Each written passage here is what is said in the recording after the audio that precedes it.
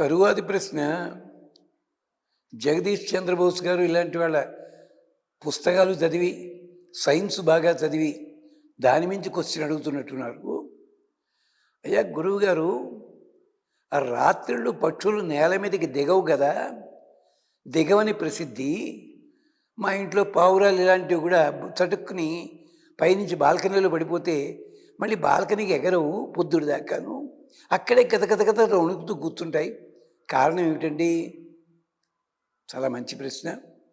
ఇది కూడా చాలామంది పట్టించుకొని అందమైన ప్రశ్న. దీనికి సమాధానం సైన్స్ వాళ్ళు ఏమంటారు? రాత్రులు రెటీనా సరిగ్గా కనిపించదు పక్షులకి, అందుకని పైకి వెళ్ళలేవు అంటారు.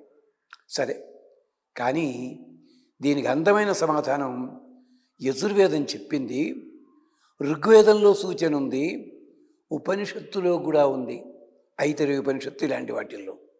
ఏమిటో తెలుసునా? కొంచెం వెనక్కి వెళ్ళాలి. ఏమిటది? బ్రహ్మగారు ఆవిర్భవించాడు. దేంట్లో? విష్ణుమూర్తి యొక్క నాభి కమలంలో ఆవిర్భవించాడు. కళ్ళు తెరిచేసరికి చుట్టంతా కూడా నీళ్లు నిండిపోయినాయి, అంతా కూడా జలమే ఉన్నది. ఈ ఒక్క పువ్వు ఉంది, ఇలా కదులుతోంది. బ్రహ్మదేవుడు కంగారు పడ్డాడు, నీళ్లలో పడతాను ఏమిటో అని చెప్పి. ఈ లోపల కింద నుంచి విష్ణువు జప జప తప తప అంటున్నట్ట. జపం చెయ్యి, తపస్సు చేసి యజ్ఞం చేయంటున్నట్ట. ఎక్కడ యజ్ఞం చేయాలి? ఆ కళ్ళు తిరిగి పడేలా ఉన్నాను నేను. కానీ స్వామి చెప్పాడు కదా, అర్థమయ్యింది. అప్పుడు ఆ నీళ్లలో కులాయం అపశ్యతు, దట్టముగా మొలిచిన నాచు కనిపించిందట. మన హుస్సేన్ సాగర్లో కూడా ఉండేదా గుర్రపడెక్క అని చెప్పి అలా కనిపించింది. అప్పుడు బ్రహ్మదేవుడు సంకల్పం చేత ఆ నాచు మీద ఇటుకలు పరిచి ఇటుకలతో అగ్నిగుండం తయారు చేసి యజ్ఞం చేశాడు. యజ్ఞం చేసిన తర్వాత ఆ చల్లారిపోయింది అది యజ్ఞం అయిపోయిన తర్వాత ఈ చల్లారినదే భూమి కింద మారింది. అందుకనే రాత్రిపూట పక్షులన్నిటికీ కూడా ఈ భూమి మండుతున్న అగ్నిగోళంలా కనిపిస్తుంది. వయాంసి నక్తం ఆధ్యాసతే వేదం చెప్పింది. రాత్రిపూట పక్షులు నేల మీదకి దిగవు ఈ కారణం చేత.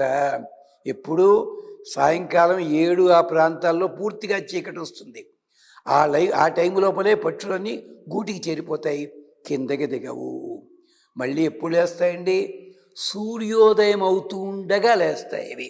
ఎంచేత ఈ మండుతున్న అగ్నిగోళం నెమ్మదిగా తగ్గుతున్నట్టుగా ఉంటుంది.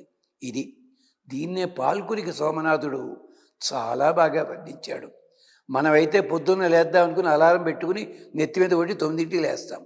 కానీ పక్షులకు అవసరం లేదు. సూర్యకాంతి పడుతోంది అంటే కళ్ళు తెరుస్తాయి. దాంట్లో మొదటిది కోడి. ఎవడు తెలిసిన? తొలి కోడి కనువిచ్చి జల రెక్కల విదల్చి మినుసూచి నిక్కి ముక్కున ఈకలు చక్కొల్పి కుక్కరో కుర్రని కూసే. మొట్టమొదటగా సూర్యకాంతి పడుతుండగా పక్షి కళ్ళు తెరుస్తుంది. ఆ కాంతిలో కొద్ది మార్పు వచ్చింది.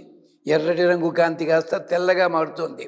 పక్షి రెక్కలు టపటపలాడిస్తుంది, కింద కొమ్మ మీదకు వస్తుంది, కుహు కుహు అని కొక్కరోకు అని కూస్తుంది. అప్పుడు నేల మీదకు వస్తాయి.